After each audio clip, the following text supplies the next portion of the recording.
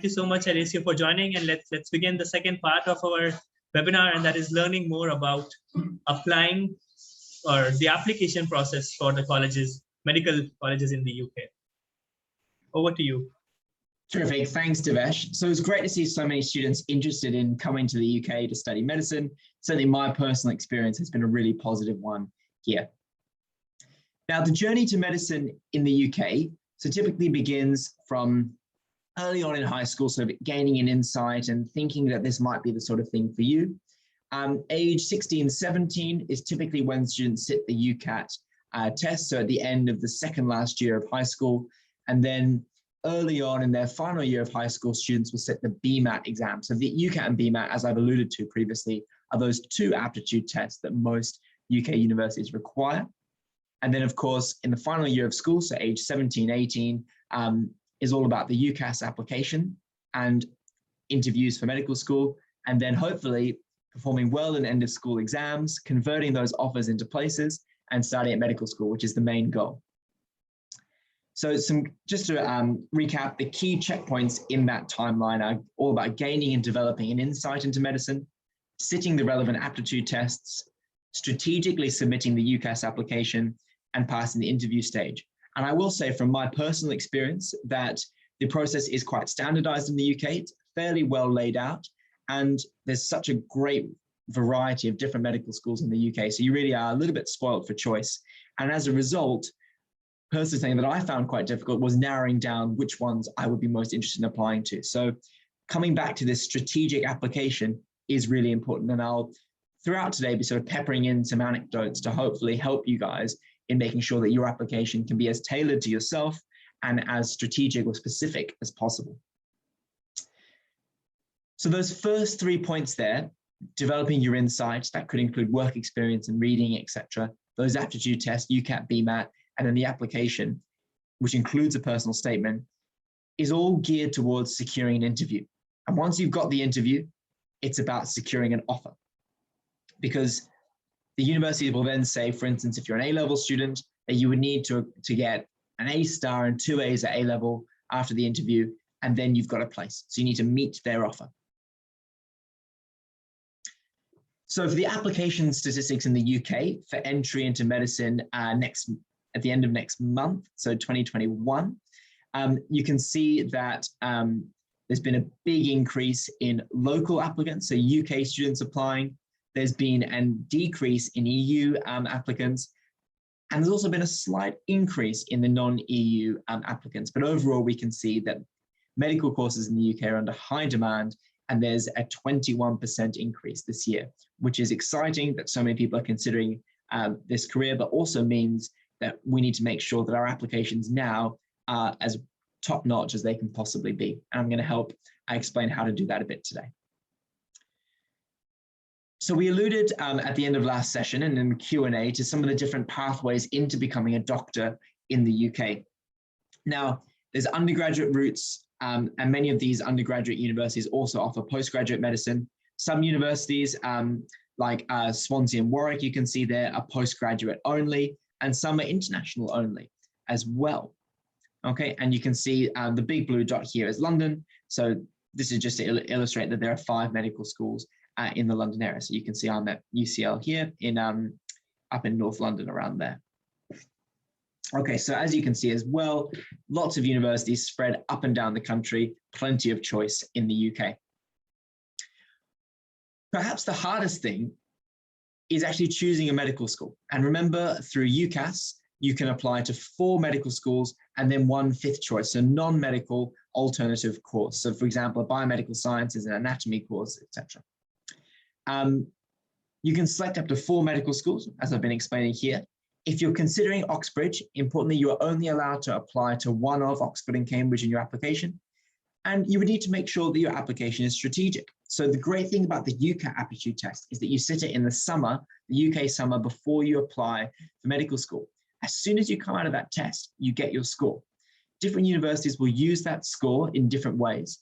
So knowing your score, coupling that with how the universities use your score, allows you to be strategic, because you can look to see if your score in a normal application year is high enough for a place at, say, Cardiff, which is a UCAT school, Or if the UCAT doesn't go as well as you planned, you may look to apply to a school that places less emphasis on the UCAT, or indeed you may then start to look at the BMAT exam.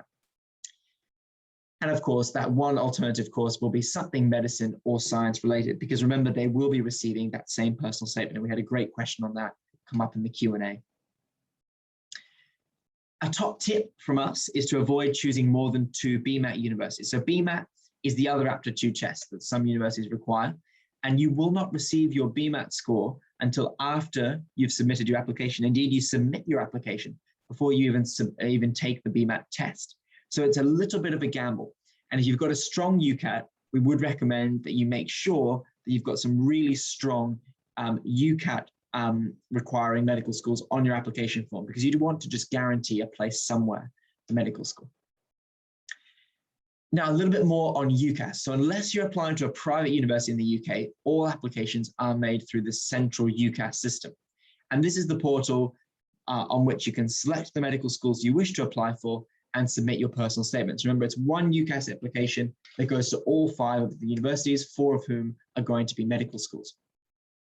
The tests and interviews are arranged outside of UCAS. So the tests would be the UCAT and the BMAT, and the interviews, you will receive an invitation to interview from the individual medical schools.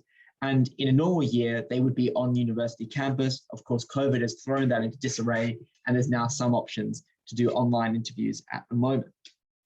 The offers and the sort of accepting or sadly rejection will all go through the UCAS website. And in my experience of using the UCAS website, very easy to use and provides good feedback from the universities as well.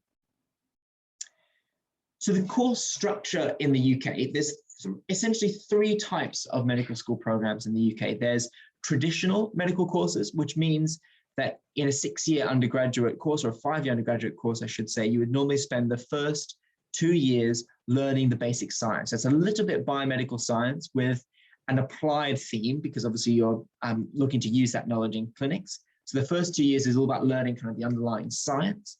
And then the later years, so typically the final 3 years, will be all about being on hands in the clinic and learning clinical skills, learning on the wards, and sort of learning on the job as a sort of medical apprentice almost. An integrated course, again, covers the same points, but they will start, and this integrated approach of having clinical exposure and hands-on experience much earlier than your out-and-out traditional course. In terms of the problem-based learning courses, so this is used, for example, at Queen Mary University or Barts and the London Medical School. And this is all about, rather than having a more traditional lecture-based style of teaching, in these programs, students will be divided into small groups with a facilitator working through, for example, a patient case and having to almost find the information and work it out for themselves. So teaching quite a practical approach and of relying heavily on problem solving.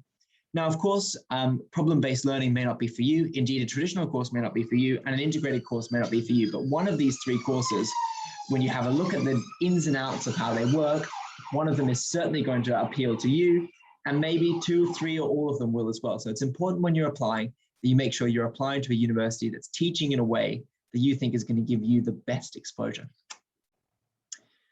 The personal statement we have mentioned a couple of times already today, and that is, of course, a key part of the UCAS application.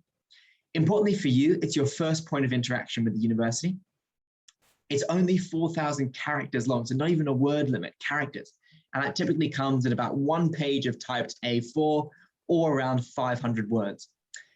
The personal statement is often a great springboard that they use in medical school interviews. So you could sit down at an interview on the table, and the interviewer across the way may have a copy of your personal statement in front of you, and we'll use that as a springboard for discussion, asking about the personal, asking about the work experience that you reference in your personal statement, asking about some academic performance that you might reference, any sport, music, or drama that you talk about, where you evidence your teamwork and your leadership skills. Of course, the personal statement is personal, so it's important that that you write it from the heart, as it were, and include things that are as tailored as possible to yourself, because you're trying to sell you as someone that the medical schools are going to want on their courses. Of course, it's important to make it stand out as well. And from my personal experience applying in the UK, I think that personal statement is a really tough document to write, because there's so many great things that you think you need to say, and you want the universities to know about you because you're desperate to try and want to study there. And it's a very tricky document to write. And indeed, when I've helped students through the Medic portal, writing their personal statement, we often need to go through multiple drafts and we're sounding out different points. So it's quite a tricky part of the application, but a very important one. Looking at the mechanics of the personal statement, it can typically be broken down into 3 core components. So the first bit is all about your motivation. Why is it that you want to study medicine? And there's loads of reasons why. So it could be that you are looking for a job that is a nice blend of scientific knowledge as well as personal interaction. You may have had a specific exposure to medicine. As long as it's personal to you, that's what the universities are after. Now, exploration is a really important part of the statement. This is really the meat of the statement. And this is where you explain to the universities what you've done to harness that initial desire to study medicine. And you talk more about what you've done to learn about what a career involves and how do you know that what you're going into and what you're signing up for is something that you're really keen to do. So the best way of illustrating exploration is through talking about work experience. So for example, if you were able to shadow a GP in a general practice clinic, did you attend some online work experience over COVID? Have you been reading around medicine? Have you been following some medical journals? Have you read any great books? For example, Paul Kalanithe's When Breath Becomes Air. Books by Adam Kay are fantastic as well. So what have you done to explore more about what a career in medicine might involve? Have you spoken to doctors, medical students, etc.? And then finally, the final kind of main component of the statement is your suitability. So this is where you illustrate to the university why you're a great fit to study medicine. So that could be your academic suitability, having performed well on Olympiad challenges, being exceptional performance at school, etc. However, whilst academic suitability is important, as it is for all university degrees, medicine has the extra component of requiring sort of non-academic suitability. So how can you evidence that you're great at working in a team? Have you been playing in a sports team? Have you been part of an orchestra, part of a drama group, for instance? How have you been able to show that you're a great leader? Did you take on and actively arrange and show commitment to a volunteering project, which shows how you might be committed to a research project in a hospital, etc.? So the suitability is also a very important part of the statement. So we've talked a little bit about the UCAS application, which includes that personal statement. And then typically in the summer of your penultimate year of high school, going into your final year, so when you're 16, 17, you would need to sit the UCAT test. So at the moment, I'm helping students preparing for their UCAT exam that they're taking this summer in advance of submitting their applications in October of this year. Now, the UCAT stands for the University Clinical Aptitude Test, and it is required by the majority of medical schools. This test is a 2-hour computerized test, so it's quite different from any other test that you guys have probably taken at school in that it's all sat on a computer, and it's entirely actually multiple choice as well, which is quite different from your regular school exam. To give you an idea of the dates that this exam is typically sat in 2021, there was a shorter window to what it is normally. So bookings were open from the 26th of July to the 29th of September. And the UCAT can be taken in test centers in over 100 countries, or indeed during COVID, there was the option to sit the test at home. We don't know how that's going to carry over into future years. Importantly, your school doesn't help you with the UCAT. You must register and sit the test independently. And even though you can choose when you sit the test, and different students will sit the test at different times, don't be worried that sitting the test earlier or later puts you at an advantage or disadvantage. What the UCAT people do is create this massive database of UCAT questions. And when you sit into the test, you almost get your own personalized test coming from that database. So every test is subtly different. The UCAT can only be sat once per year though. So that score that is generated as soon as you come out of the test and that you would use to then make your strategic application, more on that point later, is that for the cycle. Were you to reapply the following year, you would need to retake the UCAT test.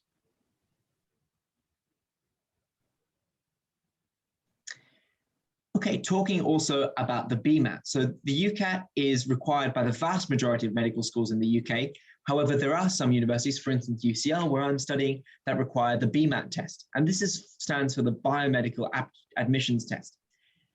Different to the UCAT, it's a 2-hour pen and paper test,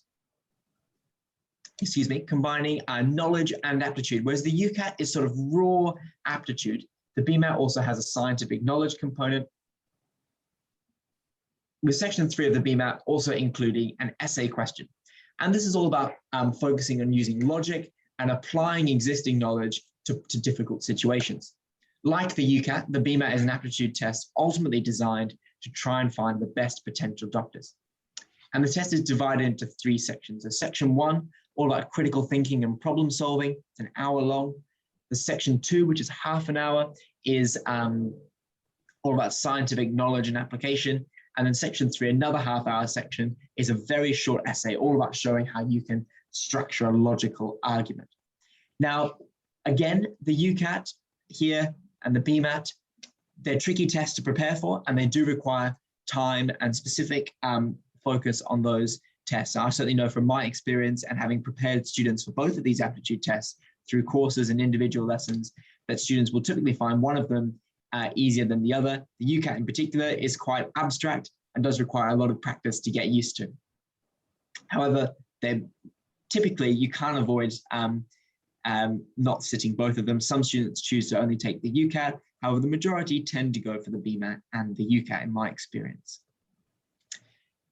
So all of what I've talked about so far, the UCAS application coupled with the aptitude test, is designed to go to the universities for them to then review all of the applications, and then they will start calling applicants for interview. Now, once you get into the interview, everything else is sort of parked behind, and the focus is now purely on how you perform in this interview. Now, again, we see this map of all the different medical schools in the UK, and we can see some nice color coding as well. So the blue universities are those that have required MMI interviews, and those are those multiple mini interviews. Essentially functions a little bit like speed dating. So what you'll be in a room that's split into cubicles, making a circle around the room, and in each cubicle there'll be an examiner, and you simply go on a rotation around those cubicles, having a short interview with the examiners in each one. It's exhausting, but what it's meant to do is to simulate what it would be like as a doctor, moving through a ward round, talking to individual patients in the beds around the ward and in the hospital, and preparing you for that sort of scenario. It's also very similar to how medical schools exam work, certainly in the UK at least. So the MMI will have different stations testing different areas. For example, there may be one on data interpretation, there may be one discussing your work experience, an ethical dilemma. However, we'll cover the details of those stations a little bit more later on when we talk about the interview in more detail.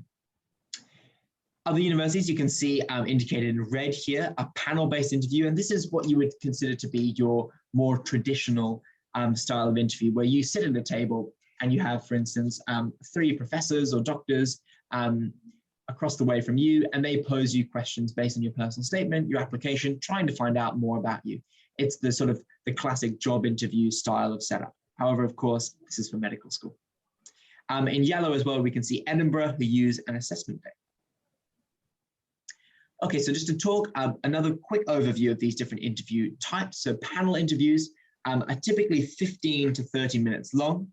And depending on universities, of course, you'll typically have 2 to 5 panel members made up of admissions tutors, doctors, university staff, medical students, or some lay members of the public. And they'll typically be professionals like, for example, some teachers, for instance. I certainly was interviewed by a teacher in one of my medical school interviews. The MMI, you can see, I hinted that you would move between these different stations. So we can see different cubicles set up all around the room, and you'll start, a buzzer will go, you'll read the scenario, go in, have the interview, next room, another buzzer, and you continue going around the room like that. So an MMI interview involves typically 5 to 10 stations in this cycle around, with the stations normally being 3 to 10 minutes in length.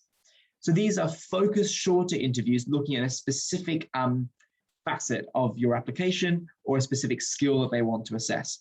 And what they're going to do is combine traditional questions, for instance, based on your personal statement or your work experience, with MMI specific skills. So this is where they can bring more data interpretation into it, discuss an ethical scenario in a little bit more detail, or they may ask you to watch a short video of a doctor communicating with a patient, and you may have to critique the doctor's communication skills. Oxbridge interviews as well, slightly outside of the box. These are similar to panel interviews. However, Oxbridge are very traditional courses, and they require a strong scientific foundation, and that's embedded in their courses as well.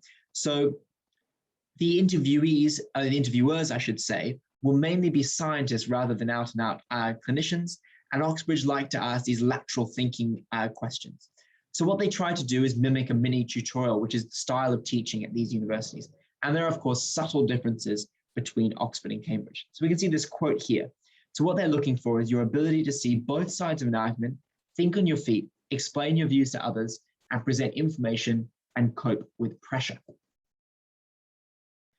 When it comes to preparing for interviews, there are a few sort of key areas that may come up, and it's important to have an idea of typical questions that may be involved in each of these different facets. So universities may be interested in hearing about your motivation for medicine.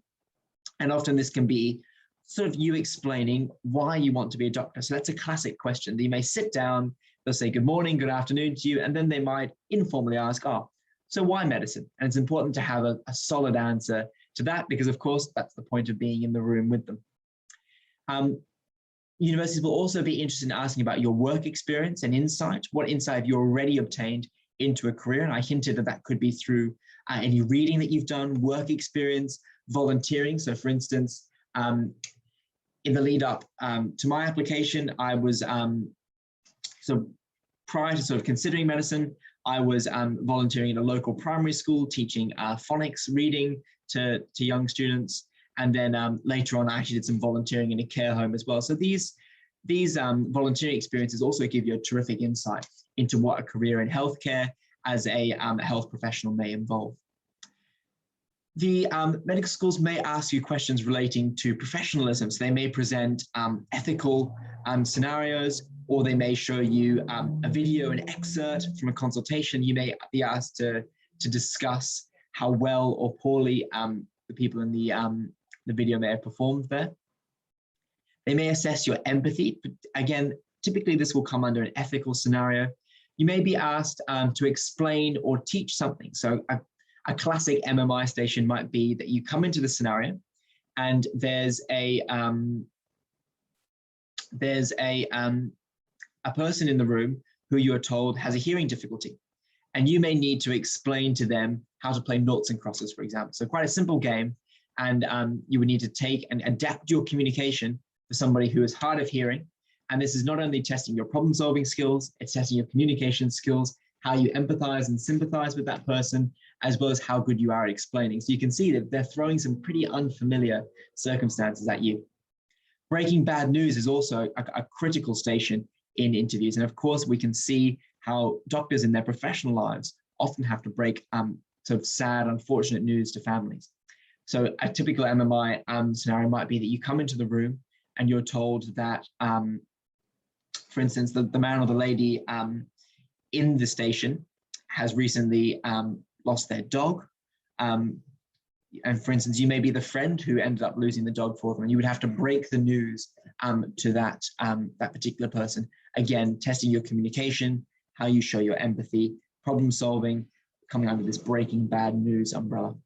Ethics, really common as well. They may ask you for your opinion and whether you know debates around organ donation, assisted dying as another one as well. Any current affairs. And this is really important if you, regardless of what country you're applying to university, if there is an interview for those medical schools, knowing about the current affairs and the way that the healthcare systems work in different nations is really important. So speaking about the UK specifically, because this is what this section is all about, it's important to know what are the current big topics in healthcare. Obviously, at the moment, the world is swamped by COVID-19. However, in previous years, in the UK, we've had junior doctors' strikes, we've had the Charlie Gard case, the Bawagaba case, etc. So it's important to be aware of what is going on locally in that country in terms of health news. And stemming on from that as well, you would need to know what it would mean to be a doctor in that nation. So in the UK, most medical professionals work for the NHS, which is the National Healthcare Service. You would need to know that this is free at the point of care. It's a public health service, And this is, of course, what you're training to enter. So it's good to have a good understanding. It's important to have a solid understanding of what it would mean to practice as a doctor in these various countries. I've alluded to this already, but interviews will also involve problem-solving elements. They may ask about your teamwork and leadership, and this could be previous situations that you've been in where you've developed teamwork and leadership skills. I mentioned playing sport, being a part of a drama group, playing in an orchestra, etc. Reflection is really important. This is an overarching theme that they would like you to evidence through other MMI stations as well. So when you talk about your work experience, it's all about how you reflect on those experiences and how you can relate back to the interviewer those experiences reinforced, for instance, your wish to study medicine. Now, of course, it's important to know about the individual medical schools and their training pathways. So for instance, applying to UCL, I've made sure that I knew what it would mean to be a student at UCL. And as a medical student at UCL, we're lucky we've got our own medical student union called RUMS, which stands for the Royal Free University College Middlesex Medical Student Association. That's an amalgamation of all the hospital sites. And that is essentially a sort of student group, as it were, that we can play sport there. They're music groups, and it's a really great thing as a medical school, as a medical student. And different medical schools have different perks and different things that they offer, which is important to be aware of, because you'd ultimately like to show to the interviewer why you would be a great fit for their university. Okay, so this is winding up from this section as well. But just before I do wind up, and also just realized I've forgotten this final point here, training pathways. It's important in the UK that you have an idea of what the training pathway is, because different countries have slightly different routes out of medical school in terms of qualifying fully as a doctor and going through your specialist training. So in the UK, you typically finish medical school and start a foundation year 1 job, okay, which is your first year out of medical school, followed by foundation year 2. And then you typically choose what stream of medical practitioner you might like to be. Do you want to be a surgeon? Would you like to go into a medical specialty like dermatology, for instance? Or would you be more interested in becoming a general practitioner? So there's kind of 3 strands coming out of the UK. So a typical interview question may be that they say, where do you envisage you might be in 10 years' time? And you could speak about where you might like to be in that training pathway, for instance. So just to recap, what is the journey into medicine when we're specifically looking at the UK? Prior to the age of sort of 16, 17, and indeed at that age as well, it's all about gaining your insight, work experience, volunteering, reading around the subject. Then aptitude tests come into full swing. The UCAS application is launched, securing some interviews, and then in an ideal world, converting all of those interviews into offers and being spoilt for choice as to which medical school you can choose. Right, Devesh, again, sort of moving a little bit faster through these just so I can spend a little bit more time on this section. The UCAT and the BMAT is quite important, but I'm more than happy to take any questions now before you'd like to move on. Yes, absolutely, Alicia. There are many questions that are coming up. And before actually moving to the questions, I have a couple more poll questions for all the people who have joined us. And I'm just going to put forward a couple of polls that we have. And all of you can see the question on your screen right now. Which city are you joining us from today? So are you joining us from Mumbai or where are you joining us from? Please answer this question.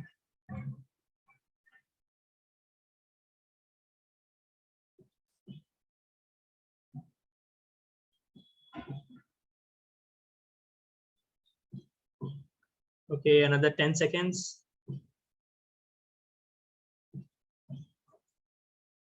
All right, thank you. And just to show it to you. Okay, that's one. And my next question coming up is, which grade are you in right now?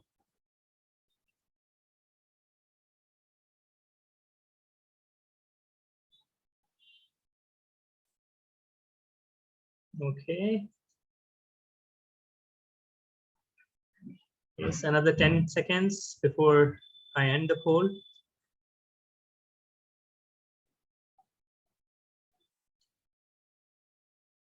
All right. So here are the results. Thank you for answering the polls, and we'll take up some questions right now before moving on to the overview of preparing for the UCAT and BMAT exams. So, LSU, the first question is, while they are selecting the colleges in the UCAS portal, can they apply to 2 medical schools, 2 medical programs, 2 dentistry programs, and 1 non-medical program as well? Devesh, yes, you can. However, I would recommend making a choice between medicine or dentistry, because remember that all 5 of those universities will receive the same statement. So it's important that where you might be advertising that you'd like to pursue a career in medicine, the dental school might read that and see, I'm not entirely sure they want to study dentistry. Equally, if you mention lots of dental anecdotes, the medical schools may view that slightly strangely as well. Logistically, it's possible. However, practically speaking, I would recommend making a choice between medicine and dentistry, both terrific career pathways. And actually, I actually considered being a dentist for a while as well. So I do appreciate that choice. Fantastic. My next question is about the admission rates. So how difficult or how easy or how is the admission rate for international students when they're applying to colleges in the UK? Oh, this really varies based on the universities. So I couldn't quote exact numbers purely because it does depend on the different universities.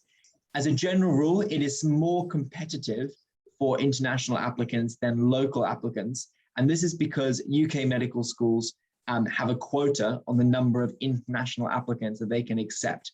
And this is because they need to be training doctors who are going to stay in the UK and who are going to work in the National Health Service. So typically that quota is 7.5%. So as a little anecdote for international students, it is worth also looking at the cohort sizes of the different year groups in these UK universities, because obviously bigger universities, for instance, some of the London ones, Manchester, are able to, of course, take on more students, which in turn means they can have more international places. And typically it's 7.5% of the intake is the typical quota. Okay, got it. Perfect. LSU, is the fee structure different for UK passport holders as compared to international students? So the fee structure would depend on whether or not you're classified as an international student. So again, you would need to make sure that you fulfill the requirements of being classed as a local student. And if you are a local student, as in most countries, the fee structure is different to international students. But that would depend on whether, for example, you've lived in the UK for the past 3 years. So simply holding the passport, as I mentioned in the first session today, is not enough to class as a local student in the UK. All right. Let me see if there are more questions. Okay. I think there are many questions coming up on the tests, on the UCAT, BMAT. So I think we'll take that part in the next section. So with that, I think we can end this part of our presentation and move forward to the next part. So we'll stop the recording for this part.